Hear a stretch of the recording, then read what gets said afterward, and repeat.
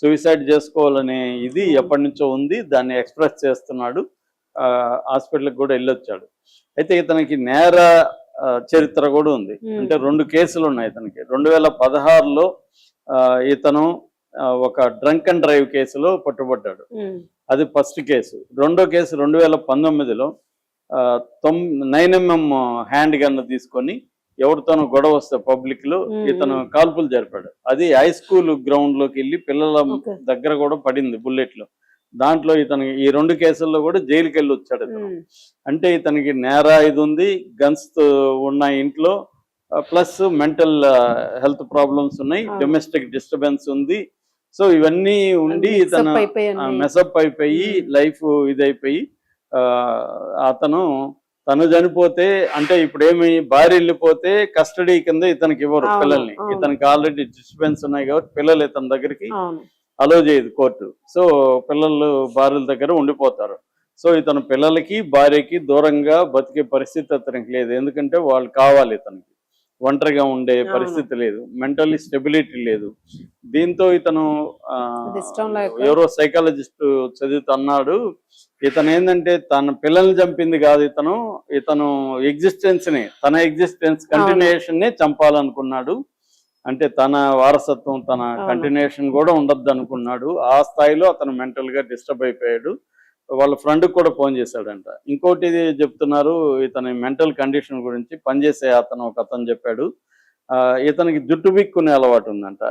అంటే స్ట్రెస్ ఎక్కువైపోయినప్పుడు అక్కడ బాల్డ్ వచ్చేసిందంట, పీకి మొత్తం ఇంత ప్యాచ్ బాల్డ్ వచ్చేసిందంట. అంటే రోజంతా పీక్కుంటుండేవాడంట, స్ట్రెస్ గా ఫీల్ అయ్యేవాడంట. సో అంటే ఇక్కడ ప్రాబ్లం ఏంటంటే అమెరికాలో మన వాళ్ళు కూడా ఇక్కడ కూడా ఉండొచ్చు, కానీ వాళ్ళ దగ్గర మారణాయుధాలు ఉండవు ఇక్కడ. రెండోది మెంటల్ హెల్త్ ఇష్యూస్ ఉన్న వాళ్ళందరూ ఏమి వైలెన్స్ లేక వెళ్ళరు. కానీ ఇక్కడ ఏమవుతుందంటే అమెరికాలో ఉండే ప్రాబ్లం అంటే 100 మందికి 125 గన్స్ ఉంటాయి అక్కడ. అంటే ప్రతి ఒక్కడికి ఉండడమే కాకుండా 1.5 గన్ను ప్రతి ఒక్కరి దగ్గర ఉన్నట్టు అనమాట. అంటే చాలా మంది దగ్గర 5 గన్లు 6 గన్లు కూడా ఉంటాయి ఇండ్లలో. సో గన్స్ పెట్టుకోవడం అనేది రెగ్యులర్ కల్చర్. మనం అమెరికన్ సినిమాల్లో కూడా చూస్తుంటాం. వాళ్ళు ఏదో మనం వెళ్ళి పెన్ను పేపర్ కొనుక్కున్నట్టు వాళ్ళు గన్స్ కొనుక్కొని వస్తుంటారు. గన్స్ బుల్లెట్స్ షాప్కి వెళ్ళి ఐడి చూపించేసి గన్ను తెచ్చుకుంటుంటారు. అలాగా వాళ్ళకి విచ్చలవిడిగా గన్ కల్చర్ అనేది ఉంది. అంటే ఇట్లాంటి మెంటల్ హెల్త్ డిస్టర్బెన్స్ ఉండి ఆల్రెడీ గన్ ఫైరింగ్ జరిగినప్పుడు అతన్ని గన్స్ నుంచి దూరం చేసి ఉండాలి. లైసెన్స్ క్యాన్సిల్ చేసి ఇంట్లో గన్స్ ని పోలీసులు స్వాధీనం చేసుకోవాలి. స్వాధీనం చేసుకుంటే కూడా కత్తులతో చంపుండొచ్చు, అది వేరే విషయం. కానీ ఎక్కువ వైలెన్స్ అనేది 70% వైలెన్స్ అనేది గన్స్ తోనే జరుగుతుంది అమెరికా. అంటే వాడికి ఈజీగా ఉంటది, గన్ ఉంటది. ఇప్పుడు నిద్రపోతున్నారు పిల్లల్ని చంపడం ఉంది, గన్స్ తీసుకెళ్లి ఈజీగా కత్తి అనేది ఇంకొంత దగ్గరగా ఇంటిమేట్ వైలెన్స్ కాబట్టి కొంతమంది చేయలేకపోతారు. గన్స్ అనేది కొద్దిగా నీకు డిస్టెన్స్ ఉంటది, నువ్వు పోయి వాళ్ళని కొయ్యాల్సిన లేదు, ఫైట్ చేస్తే చాలు. సో అలాగా ఇతను చేశాడు. ఇతనికి చెప్తున్నది ఏమంటే మేజర్ డిప్రెసివ్ డిజార్డర్ అంటారు, MDD అంటారు. ఇది ఉందనేది సైకాలజిస్టులు చెప్తున్నారు. ఇది కానీ కొంత ట్రీట్ చేసి ఇతనికి గన్స్ ఇవన్నీ లేకుండా చేసినుంటే ఇంత ఘోరం జరిగేది కాదు అంటున్నారు. మామూలుగా ఇది ఏంటంటే పెటర్నల్ ఫ్యామిలియల్ సూసైడ్ అని పిలుస్తారు. అంటే తను ఫ్యామిలీని చంపి తను చనిపోవడం అన్న కల్చర్ ఎక్కువ మందిలో ఉంటుంది. 50% తను సూసైడ్ చేసుకోవాలనుకున్న వాళ్ళే ఇది చేస్తారన్నమాట. అంటే ఫ్యామిలీలో ఉండే పిల్లల్ని కానీ భార్యని కానీ వీళ్ళని చంపే వాళ్ళల్లో 50% వీళ్ళే చేసుకుంటున్నారు. మనకు కూడా ఈ మధ్య కాలంలో జరుగుతుంది. ఫ్యామిలీలో వాళ్ళని చంపేసి వీళ్ళు కూడా చనిపోవడం అనేది మనం కూడా చాలా స్టోరీలు చెప్పుకుంటున్నాం. అంటే ఇక్కడ కూడా mental stress, mental health issues అనేవి బాగా పెరుగుతున్నాయి. దీనికి తోడు ఎకనామిక్ స్ట్రెస్, అంటే ఆర్థిక లాసులు రావడం, లేకపోతే దాన్ని రావడం. రెండోది డొమెస్టిక్ డిస్టర్బెన్స్లు కూడా, ఎందుకంటే స్త్రీలు కూడా కొంత అసెప్టివ్ గా మారుతున్నారు. సో భర్తల్ని ప్రశ్నిస్తున్నారు, లేకపోతే భర్తలతో వాళ్ళైతే విడిపోతున్నారు, లేకపోతే అఫైర్స్ పెట్టుకుంటున్నారు, ఇదవుతుంది.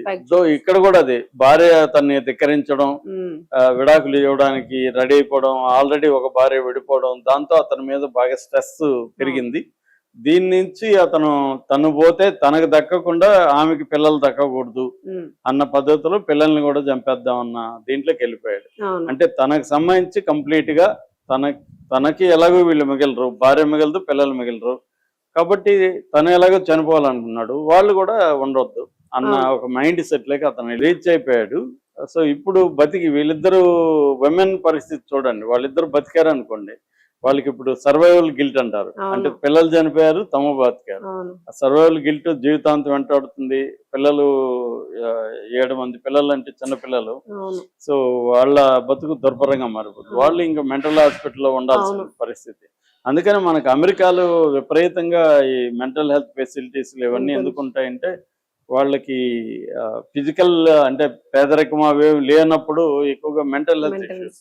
ఇక్కడ ఏంటంటే ముందు సర్వైవల్ స్ట్రగుల్ ఎగ్జిస్టెన్స్ ఇక్కడ ఉంటది కాబట్టి మెంటల్ హెల్త్ ఇష్యూస్ అనేవి పెద్దగా మన వాళ్ళు పట్టించుకోరు. ఇక్కడ కూడా చాలా ఉన్నాయి. అన్ట్రీటెడ్ మెంటల్ హెల్త్ అనేది మనకు కూడా మేజర్ ప్రాబ్లం. చాలా సార్లు సింపుల్ గా రెగ్యులర్ గా సైకాలజిస్ట్ దగ్గరికి వెళ్తే వాళ్ళ సమస్యలు సాల్వ్ అవుతాయి, కానీ మనకు కూడా ఇక్కడ వెళ్ళట్లేదు. సో ఇది కూడా అంతే, ఇతను అన్ట్రీటెడ్ మెంటల్ హెల్త్ ప్రాబ్లమ్స్ ఉన్నాయి, దాంతో పాటు గన్స్ ఉన్నాయి ఇతని దగ్గర. ఈ రెండు దీంతో లేతల్ కాంబినేషన్ ఇది. ఇది 7 మంది పిల్లలు, మొత్తం 8 మంది పిల్లలు భవిష్యత్తు ఒక అర్లీ మార్నింగ్ మర్డర్ అయిపోయింది.